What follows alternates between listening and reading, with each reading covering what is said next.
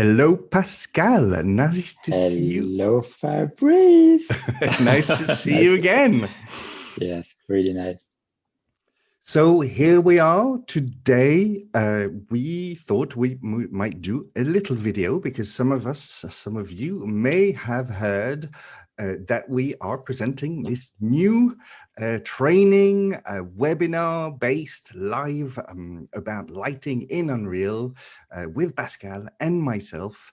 And we thought we would talk a bit about it a little bit today, take you through some of the, all the lessons we have planned and explain a little bit the story behind and what it is and why and so on.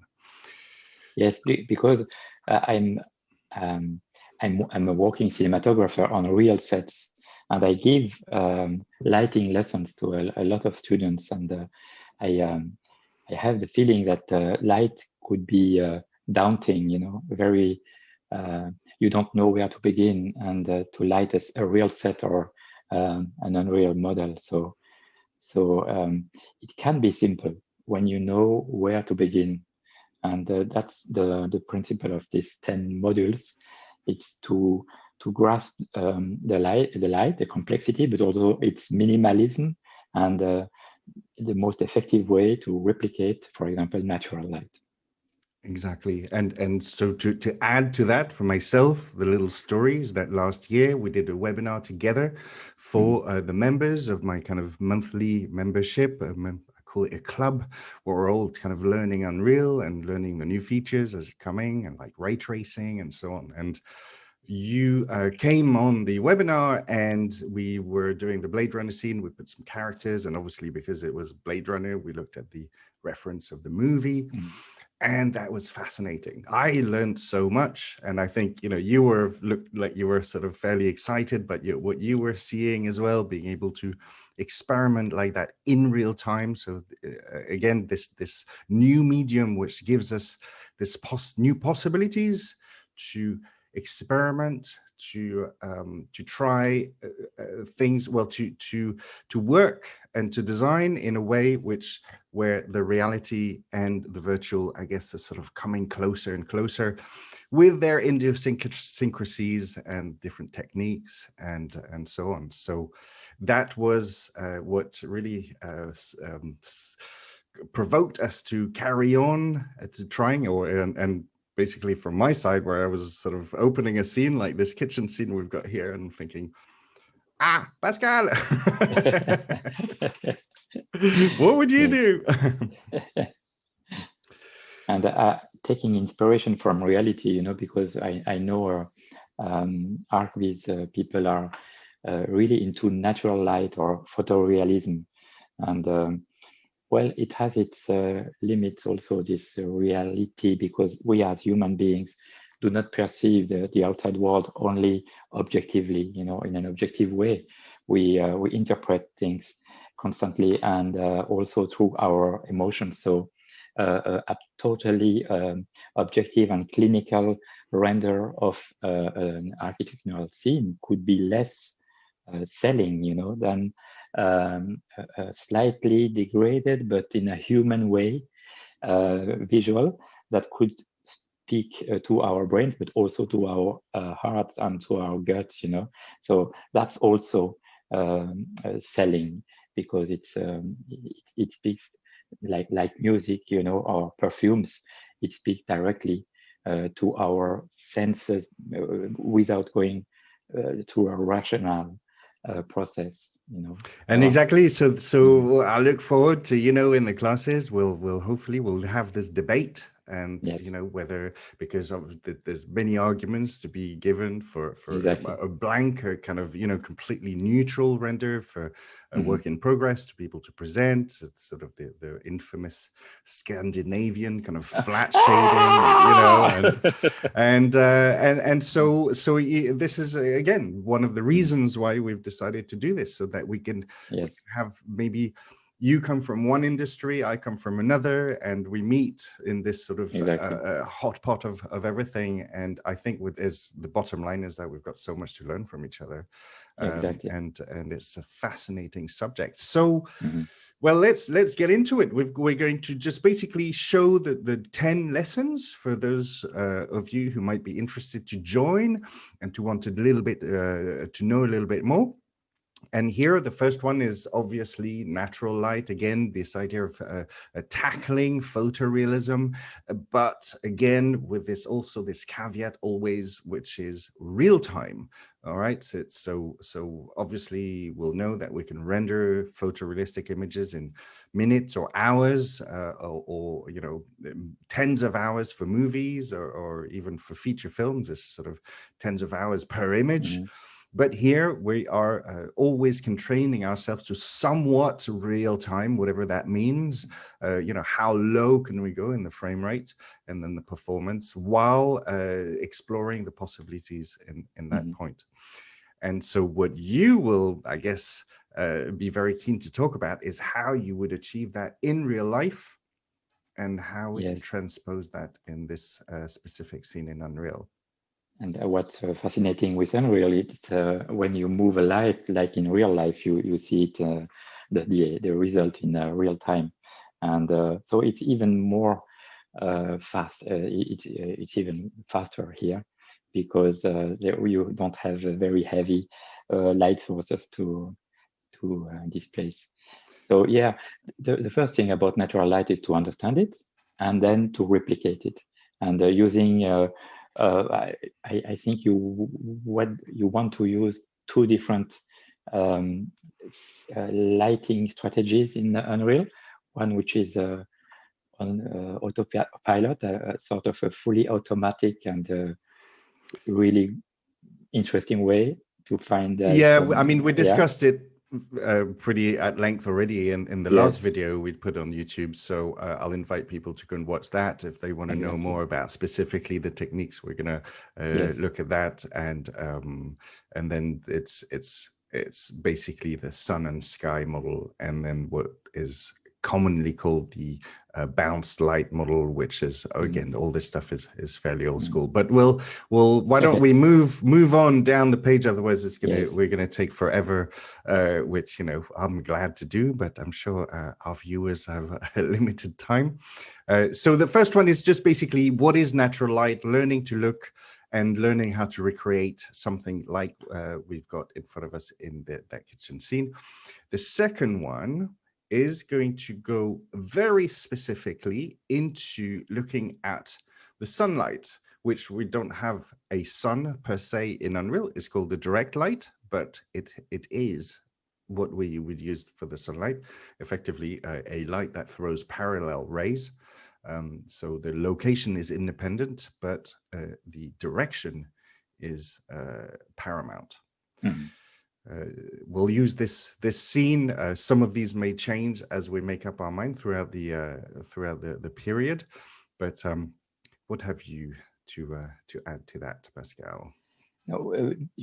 Placing the key light, what we call the key light, which is the main source of your scene, is of utmost importance for the rest, because the choice of the key light, for example, its position, also its color, its intensity, whatever, will affect all the rest of the light of the scene, because they are either diffused or bounced.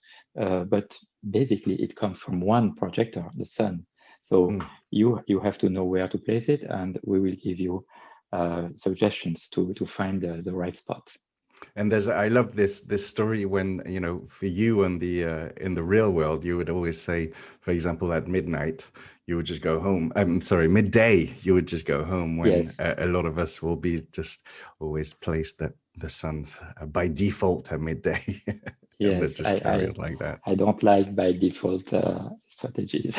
Default strategies, exactly. This is good. The anti-default course. Exactly. So next one, it's about how much and how many, and again, it's a situation that I know ever so well, to just end up with tons and tons of light and to get a little bit lost as to the hierarchy, the method, how to approach it, how to manage it. And so here, maybe the image, maybe we'll tackle this one, maybe it'll be more of an internal night scene to be able to tackle this idea, but very much about balance and controlling the balance and understanding what that means. The relative amount, yes, of light. Yeah. Let's go further. Let's go down. Yes. So, yeah, here again, color, and I've added actually post-processing because it's just so important, so important. You obviously do a lot dealing with post-processing in real life using real footage. And I think as CG artists, we're not aware of that, and we massively underestimate it. And the idea that also for things like LUTs and tone mapping, which are inherent to the version of Unreal. So a little bit of theory there, but and also I've put this, I like this black and white image, which really shows that there is a lot to do in black and white and I think in CG it's just practically unheard. Yes, exactly. Very. It's looked as stylistic, but so for some subjects where color doesn't play a major role, why not go black and white and go full throttle in black and white? But colors are very suggestive and participate to the atmosphere, emotions, feeling we have with a view. So, and in Europe, in Western Europe, we didn't like to play with too much colors because of realism and objectivity or balance. Or we were shy. If you compare it to Indians, for example, or South Americans who are Africans who love colors, and for us it's a bit kitsch. It's a matter of finding the balance. But now we have LED sources on the film sets, and so finally cinematographers begin to play with colors in a very subtle way, and the post-process is very important also in that regard. So yeah, we begin by deciding colors before the shooting, implementing them on the shoot, and then putting them to a very interesting result in post-process. Great. So I really look forward to discussing that. All right, let's go along. Soft light versus hard light. So I thought you had a very, very interesting point about this. Actually, when we talk about light, there was direction, amount, intensity, and quality. And one of the qualities, of course, is color. The other one is the softness, or the sharpness of the shadows, for example. And that's very, very important in setting the mood of a scene. And also, it has to adapt, for example, to a specific face, to flowers, or to a whole building. Which would be better, to use soft or hard light, and really help you to decide and to see the results in real time. In Unreal, it's just fascinating to see that. And also, we wanted to focus on a micro detail, which is this flower bouquet, instead of just a macro building in a city, just to show you also a variety of subjects. Yeah, exactly. And I think we might pull some different examples to illustrate the different, but I think it's really interesting to go micro like this and to see to focus on details at some point and to see what that does, especially with ray tracing. So we'll be very, very focused on ray tracing, although maybe not necessarily all for everything. But the accuracy of ray trace lighting in Unreal Engine is hard to do without. So now we've laid a really strong ground base, I think, for techniques and rules, things that some of us may know, be aware of, but not necessarily understand as a holistic kind of method to go by, and then and now we're kind of getting down into the details, some very more specific techniques, and so this idea of textured lighting is I think is really interesting. It's like the icing on the cake. This is definitely no secret to lighting designers. Such as some people might have heard me talk about Richard Kelly, who's a lighting designer for modern architecture, and he, for me, he was the inspiration in this scene. So we'll talk about not only how we can achieve textured lighting and what it does, but also what lighting does to textures in the sense how you enhance the materiality of of our scenes, and also this, in a way, this sort of storytelling that we talk about in materials. All right, moving on, the shadows. So I think that's again a fascinating subject. I like to draw a lot, and shadows. When you learn to draw, it's all about shadows.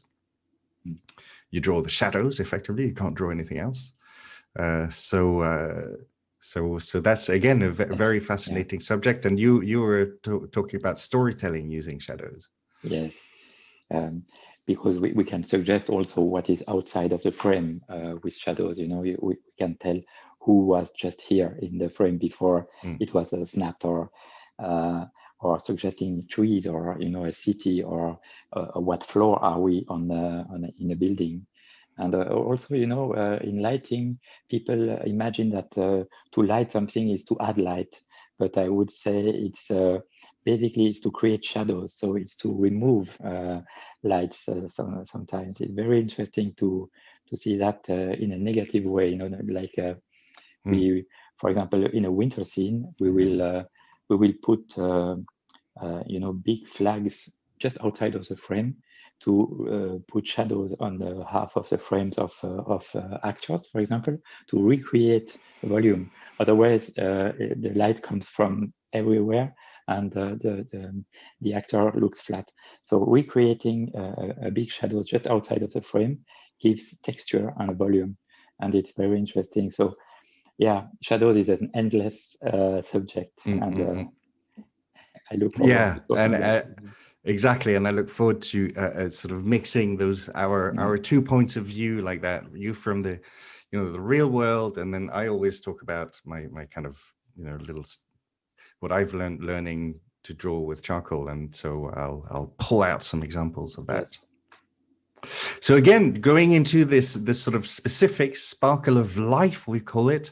Here I've illustrated that with using volumetric shadows. So this is something that will come out of ray tracing, because it's not supported in ray tracing in Unreal currently, but there's huge possibilities using these kind of more effects.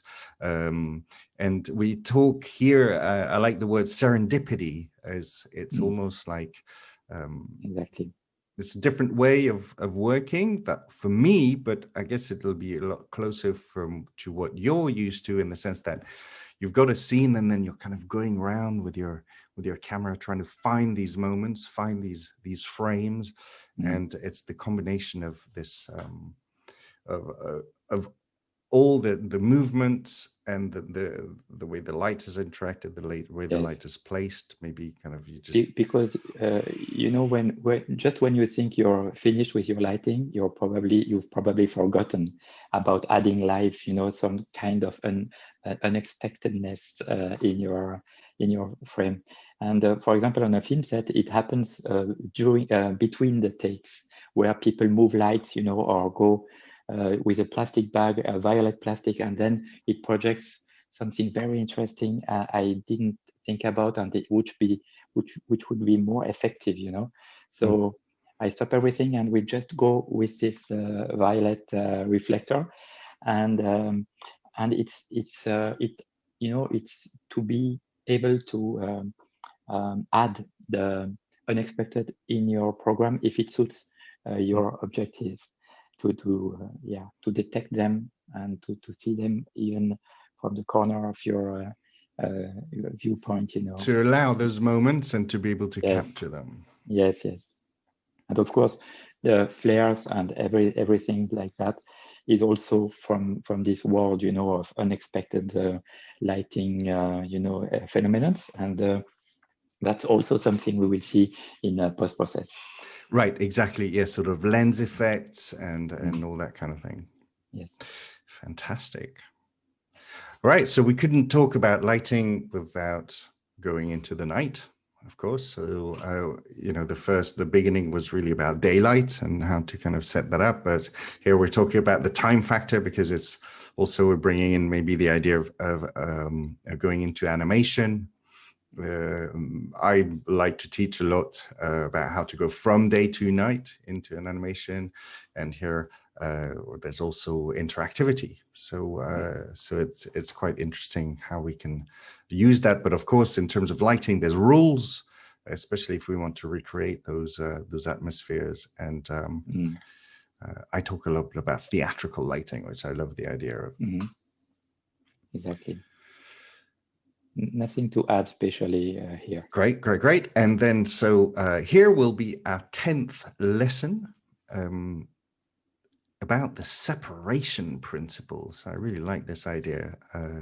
It's one of the things that throughout my career, before even I kind of knew about it and I had to do a lot of research, is my clients always ask me to add some depth to make things look less flat. And I remember being a bit bemused at the beginning going, well, what do you mean? It's in 3D. But obviously depth is a huge tool in composing images in real life as much as in. Separation is not only, for example, putting bright objects in front of a dark background. It's also playing with depth of field, because you can have a sharp object before a blurry background, or a colored object in front of a gray background. Or it's all about separation, and separation gives us information about the relative position in space of the assets or humans or whatever. And also it gives us so that's information part, but also it allows us to focus or to make things popping out of a very complex frame. For example, this living room scene, for example, lacks a little bit of focus because the eye wanders a lot and maybe settles on the very white, underground of the sofa, but it's not a very interesting spot to focus on. So separation principle is also about directing the look of the viewer and inform him about depth. Yes, so very powerful. It's one of the things to help that will help you to place the lights in a very convincing way. Yes, great. Well, I'm really looking forward to getting started. So, we'll keep it there for now. Yes. For those of you who are interested to join us, I will put a link to this page that you'll be able to study in more depth. And in the meantime, I'll just say thank you very much, Pascal. Yes, thank you, Fabrice. And we will, we'll be back very soon on YouTube. Yes, very, very soon. Actually, it begins in a few days. Yes. Yes. Well, the first session is tomorrow. For those of you who want to get on and start with us, and yes, so it'll be every month. So we'll do it once a month, the last week of each month for the whole year. Yeah. So great. All right. Well, thank you very much, Pascal. Yeah, very interesting. Thank you very much, Fabrice. See you. Bye-bye. Bye.